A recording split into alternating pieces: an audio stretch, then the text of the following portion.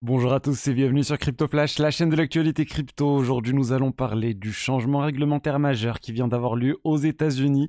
Vraiment, on s'attendait pas à ça et je vous dis tout sur le sujet. On va aussi parler de solutions de niveau 2. Je vais vous parler de NIR qui est en train de se transformer vraiment en une blockchain liée à l'intelligence artificielle, et de Bitcoin sur MetaMask et plein d'autres sujets.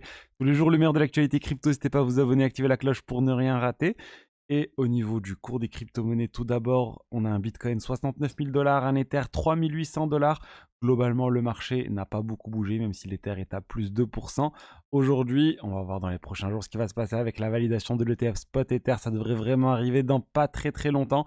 Donc, je pense que d'ici demain, on devrait déjà avoir d'autres informations sur le sujet. Je vous rappelle aussi que la promotion sur Bitvavo, l'exchange partenaire de la chaîne, est toujours valide. Il y a 20 € offerts. Ils ont ressorti cette promotion plus tôt que prévu avec la validation probable de l'ETF Spot Ether. Donc n'hésitez pas à en profiter. Vous pouvez staker aussi sur Bitvavo. Les Ethers, 20 € offerts pour chaque dépôt de 20 €. Pour le premier dépôt de 20 € plutôt pour les nouveaux utilisateurs. Et ils ont une interface simple d'utilisation, mais ils ont aussi une interface avancée. Là, regardez, je suis sur la version pro. Par exemple, je vais acheter de l'Etherfi. C'est assez simple, hein. Vous faites ou de l'ordre limite si vous voulez définir un prix, ou si vous voulez juste acheter au prix du marché, vous pouvez aussi le faire. Et bien sûr, l'interface, ça se fait en quelques clics, en 2 clics, voilà, c'est fait, je viens d'acheter de l'Etherfi. Et bien sûr, vous pouvez définir aussi les ordres plus restreints, enfin les limites et même mettre des stop limites si vous voulez.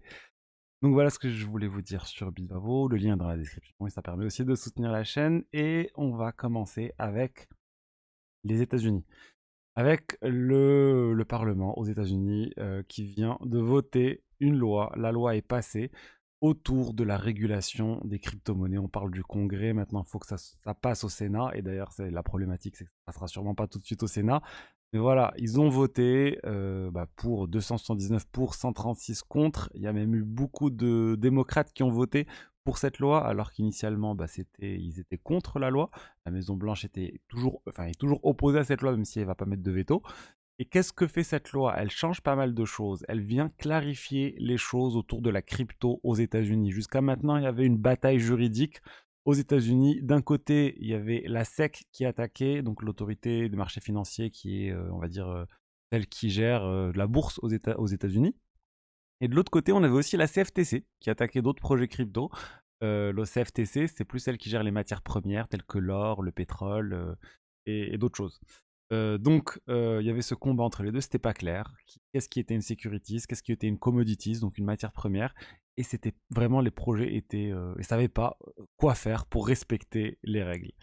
Et là, cette loi vient un peu clarifier les choses en disant voilà ce qu'est une security, voilà ce qu'est une commodity. Et il donne des critères concrets, hein, c'est-à-dire pour être considéré comme une commodity, il faut que ça soit suffisamment décentralisé, il faut qu'aucune personne ou entité affiliée ait plus de 20% des tokens ou 20% des droits de vote, il faut que personne ne puisse faire un changement de code, enfin qu'aucune personne unique puisse faire un changement de code, il faut que ça passe par la gouvernance par exemple, il faut vraiment un certain nombre de règles qui me semblent plutôt bien. Maintenant, on va voir le diable est dans les détails, donc on va voir comment ça va se traduire.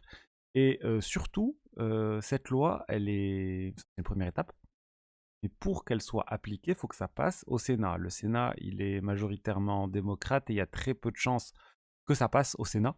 On va dire très très peu de chances. Et d'ailleurs, a priori, ça ne devrait pas passer avant. Ça n'arrivera même pas au Sénat avant 2025.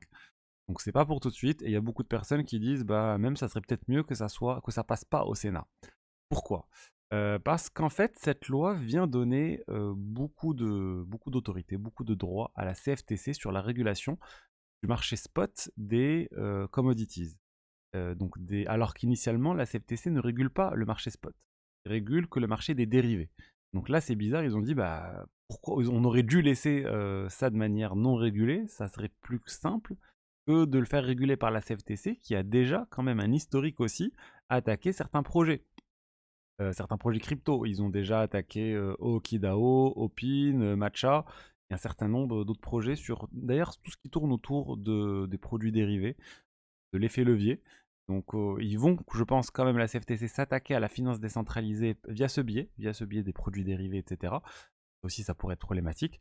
Mais bon, ça apporte quand même un peu de clarté, et surtout, ça va sûrement pas passer en l'état au Sénat. Il va y avoir des modifications, il va y avoir du changement. Mais les gros exchanges, enfin tels que Coinbase, ils se félicitent du passage de cette loi FIT 21, que c'est très bien, que ça apporte une clarté réglementaire, que c'est exactement ce que Coinbase attendait depuis très longtemps.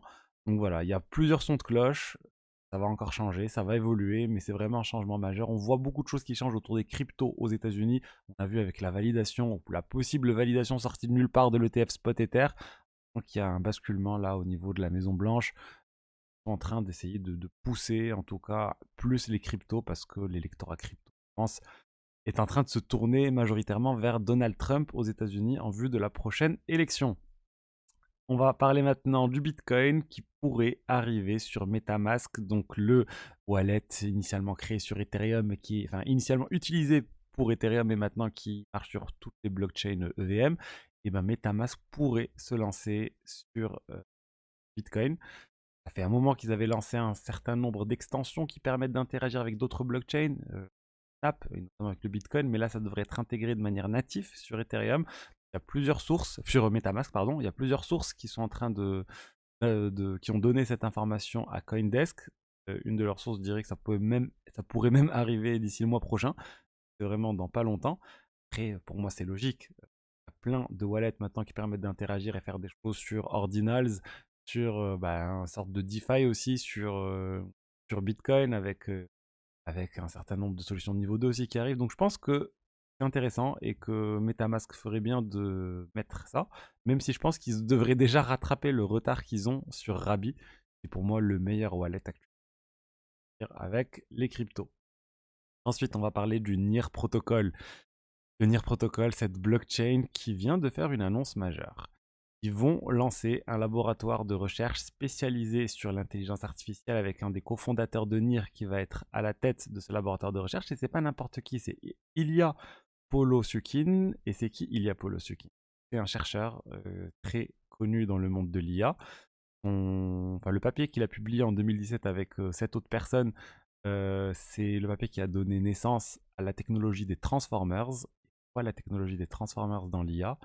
Ben, c'est le petit T que vous voyez dans ChatGPT, Generative Pre-trained Transformers. Donc ChatGPT est basé sur cette technologie qui a du coup été inventée chez Google.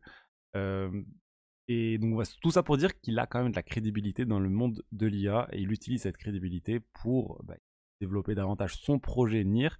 Il a un peu du mal à se positionner. Ils ont essayé de se positionner sur plein de choses différentes. Là, ils basculent sur la partie IA. Donc, il y a ce laboratoire de recherche IA qui va sortir.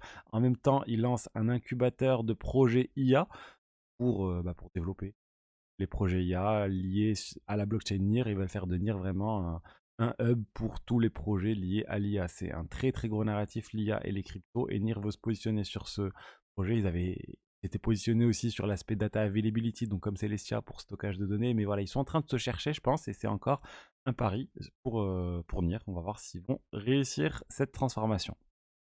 Ensuite, on va parler de solution de niveau 2 avec Starknet et le lancement de Kakarot. C'est quoi Kakarot? Kakarot, pour ceux qui connaissent, c'est le nom de Sangoku dans la version originale de Dragon Ball. Et c'est une solution EVM, donc c'est une ZK Rollup EVM compatible. Ça permet de lancer des smart contracts qui ont été codés en Solidity, langage le plus utilisé sur les divers blockchains pour lancer des applications de finances décentralisées, des smart contracts, etc. Ben, ça va être lancé et ça va utiliser aussi Kero, donc le langage, on va dire, pour les développeurs, ils vont juste voir Solidity, mais derrière, il y aura du Kero qui est le hardware. Ça va un peu utiliser toute la technologie développée par Starknet et ça va surtout permettre d'avoir un écosystème, je pense, plus développé que ce qu'il y a actuellement sur Starknet. Il y a quand même pas beaucoup de choses qui se passent. Ils essaient de développer tout ça. Et voilà, pour moi, on est qu'au début de Starknet. Ils ont pas mal de tokens, pas mal d'argent pour développer tout ça. Donc je pense que ça va évoluer quand même au cours des prochains mois. Et pour finir, je voulais vous parler de WorldCoin. WorldCoin qui vient d'être ordonné, enfin on vient d'ordonner à WorldCoin de quitter Hong Kong. L'équivalent de la CNIL à Hong Kong vient d'interdire à WorldCoin de ses opérations à Hong Kong pour collecte de données personnelles non autorisées. On rappelle, hein, ils collectent le scan des iris et du coup ça pose problème. Il y a pas mal de pays où WorldCoin a rencontré ce type de problème et voilà, ça continue, ça passe pas en fait. scanner ses yeux, ça fait peur à tout le monde, ça fait peur aux régulateurs et je pense que c'est un des problèmes que WorldCoin va avoir, même si ils expliquent qu'ils gardent pas vraiment les choses, ils gardent qu'une empreinte du scan des yeux, etc., qu'on a le droit de le supprimer, mais bon, c'est très invasif et je pense mettre des bâtons dans les roues de ce projet. Voilà ce que je voulais vous dire aujourd'hui sur les diverses actualités crypto du jour. J'espère que le contenu vous a plu. Si c'est le cas, n'hésitez pas à liker, commenter, vous abonner. Vous trouverez aussi dans la description le lien vers ma formation sur la finance décentralisée. Comment générer le meilleur rendement possible sur vos cryptos. On reprend les bases vraiment à zéro sur la DeFi et je vous apprends tout ça. N'hésitez pas du coup à vous inscrire. Et à demain pour la suite. Allez, au revoir.